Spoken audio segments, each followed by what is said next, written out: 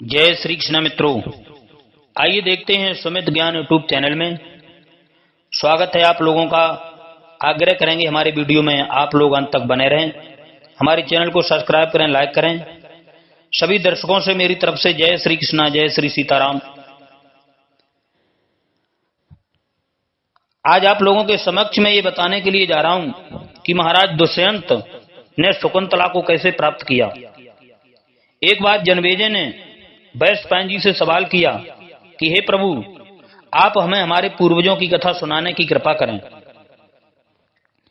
श्री वैशंपायन जी बोले, राजन, आपके पूर्वजों में दुष्यंत नामक एक बहुत प्रतापी राजा हुए। एक बार वे किसी वन में शिकार खेलने गए। उस वन में कंडव ऋषि का आश्रम था।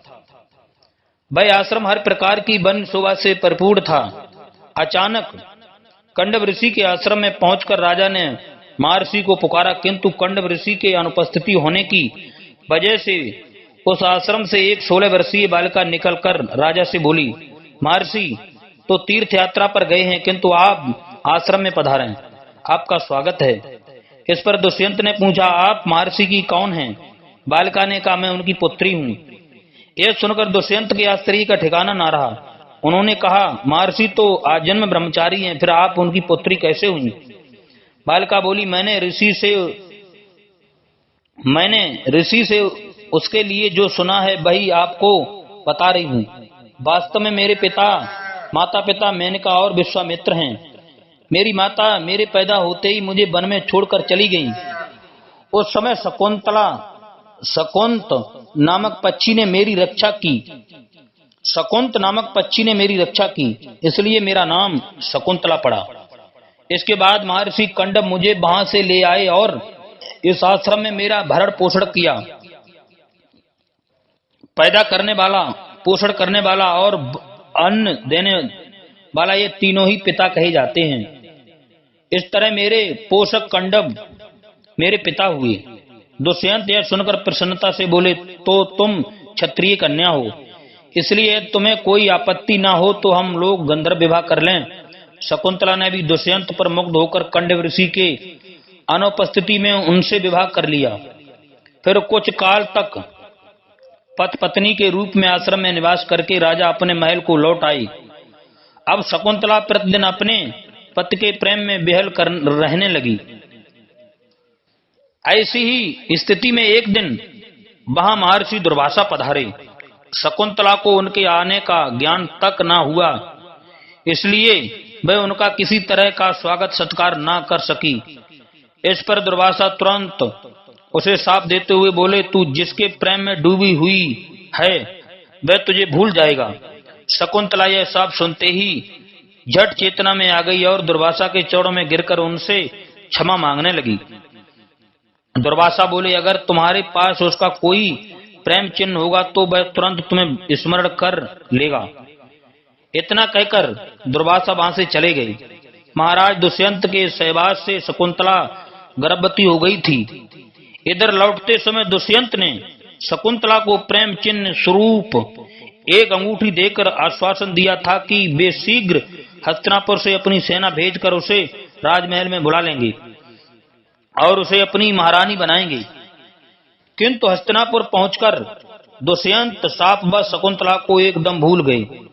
अब महर्षि के लौटने पर शकुंतला लज्जावश उनके सामने न आ सकी, किंतु महर्षि ने योग बल से सब समझ लिया और शकुंतला को बुलाकर कहा, बेटी लज्जा ना करो, यह तो होना ही था। शकुंतला यह सुनकर बहुत प्रसन्न हो गई। कुछ दिनों बाद कंडव ऋषि ने अपनी शिष्यों के संग शकुंतला को दुष्यंत के पास भिजवाया, लेकिन रास्ते में एक सरोवर में आचमन करते समय शकुंतला की अंगूठी, जो प्रेम की निशानी थी, वहीं गिर गई और उसे एक मछली निगल गई। फल स्वरूप शकुंतला को बिना अंगूठी हस्तिनापुर प्रस्थान करना पड़ा। वहां पहुंचकर कंडव के शिष्यों ने शकुंतला को दुष्यंत के सामने खड़ी कर के कहा, महाराज, शकुंतला आपकी पत्नी है, इसे आप स्वीकार करें। किंतु दुष्यंत शाप बस सब भूल गए थे, इसलिए वे अबाक रह गए और कुछ क्षण बाद बोले, मैंने ऐसा कोई विवाह नहीं किया। इस पर शकुंतला आगे बढ़कर बोली, महाराज, आप क्यों झूठ बोलते हैं? आपने मेरे आश्रम में पहुंचकर मेरे साथ गंधर्व विवाह किया था। इस समय मेरे गर्भ में जो पुत्र है वह आप ही का अंश है। दुष्यंत ने यह सुनकर कहा, रे पापनी, मुझ पर झूठा लाछन लगा रही है। तेरे गर्भ में न जाने किसका पुत्र है। क्या तेरे पास मेरी कोई निशानी है? शकुंतला ने उत्तर दिया, हाँ, आपने चलते समय एक अंगूठी दी थी, उसे दिखाती हूँ। किंतु लोगों ने देखा उसकी अंगुली में कोई अंगूठी न थी। यह देखकर दुष्यंत ने कहा, तुम उल्टा हो, अतः फौरन यहाँ से चली जाओ। यह सुनते ही शकुंतला एकदम मूर्छित हो गई।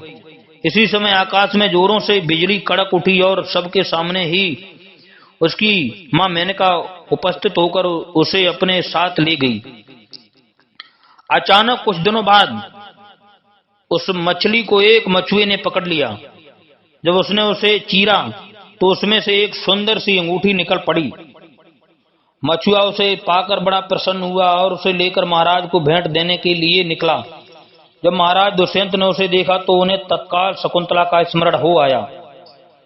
राजा ने मन ही मन शकुंतला से क्षमा याचना करते हुए उसकी खोज करना प्रारंभ किया, किंतु शकुंतला इस पृथ्वी पर कहीं न मिली। अब वे शकुंतला का चिन्ह बनाते और उसी की याद में डूबे रहते। कुछ दिनों बाद शकुंतला के हित को देखते हुए इंद्र ने अपना दूत भेजकर दुष्यंत को अपने पास बुलवाया। इंद्र के आमंत्रण पर दुष्यंत आकाश के रास्ते से अमरावती जाने लगे। रास्ते में ही उन्हें कश्यप ऋषि का आश्रम दिखलाई पड़ा। वहां उन्होंने एक सुंदर बालक को भयंकर सिंहों के साथ खेलते देखा। उस बालक को देखते ही उनके मन में प्रेम की भावना उमड़ पड़ी। वे उसे गोद में उठाने के लिए आगे बढ़े, लेकिन इसी बीच शकुंतला की सखी जो दूर से यह सब देख रही थी चिल्ला उठी, हे भद्र पुरुष, आप इस बालक को ना छुएं, अन्यथा उसके भुजा में बंधा हुआ काला डोरा आपको सांप बनकर डस लेगा। किंतु यह सुनकर भी दुष्यंत अपने को न रोक सके और उसे गोद में उठा लिया। अब सखी ने आश्चर्य से देखा कि बालक के भुजा में बंधा काला गंडा पृथ्वी पर गिर गया है। इससे प्रसन्न होकर भागती हुई उसने शकुंतला के पास जाकर उसे सारा हाल कह सुनाया। शकुंतला भी यह सुनकर वहीं आ पहुंची जहां दुष्यंत बच्चे को खिला रहे थे। अब उसे देखकर दुष्यंत ने पूछा, आप कौन हैं और यह दिव्य बालक किसका है? शकुंतला बोली, मुझ अभागिनी का नाम शकुंतला है और यह बालक हस्तिनापुर के सम्राट दुष्यंत का है। दुष्यंत इतना सुनते ही शकुंतला के पैरों पर गिरते हुए बोले, भाई अभागा सम्राट दुष्यंत मैं ही हूँ, देवी मुझे क्षमा करना। इतना सुनते ही शकुंतला के आंसू निकल पड़े और उसने तुरंत दुष्यंत को क्षमा कर दिया। इसी समय देवराज इंद्र भी प्रकट हो गए और बोले, राजन, मैंने इसी कार्य हेतु आपको बुलाया था। और इतना कहकर वे अंतर्ध्यान हो गए। महाराज शकुंतला को लेकर अपने राज्य हस्तिनापुर में लौट आए। यहाँ कुछ दिन तक गृहस्थ आश्रम का सुख भोगने के बाद वे भरत को राजगद्दी सौंप कर स्वयं वन में तपस्या करने चले गए। वही भरत आपके पूर्वज थे। राजन, इस वंश का विस्तार कैसे हुआ इसे भी कहता हूँ, सुनो। ब्रह्मा के दाहिने अंगूठे से प्राचेतस दक्ष प्रजापति हुए। उनके 50 कन्याएं हुई, जिसमें से उन्होंने 13 का विवाह कश्यप से किया। कश्यप के आदिति नामक पत्नी से इंद्र और विवस्वान हुए। उनके ज्येष्ठ पुत्र मनु और कनिष्ठ यमराज हुए। मनु से ही मनुष्य जाति की उत्पत्ति हुई। मनु के 10 पुत्र थे, उनमें से इला के पूर्वा नामक पुत्र हुआ। उन्होंने उर्वशी से विवाह किया। उसके आयु नामक पुत्र से नौश के अतिरिक्त 5 पुत्र हुए। नौश के बाद उनके दूसरे पुत्र याति सम्राट हुए। उन्हीं 2 पत्नियां थीं, शर्मिष्ठा और देवयानी। शर्मिष्ठा के पुत्र पुरु से पौरव वंश हुआ। राजन, इसी वंश में आपका जन्म हुआ है। जय श्री कृष्ण। मित्रों, हमारे सुमित ज्ञान यूट्यूब चैनल को सब्सक्राइब करें, लाइक करें और भी ज्ञानवर्धक वीडियो आप लोगों को इसी तरह सुनने के लिए मिला करते रहेंगे। जय श्री कृष्ण। जय जय श्री सीताराम।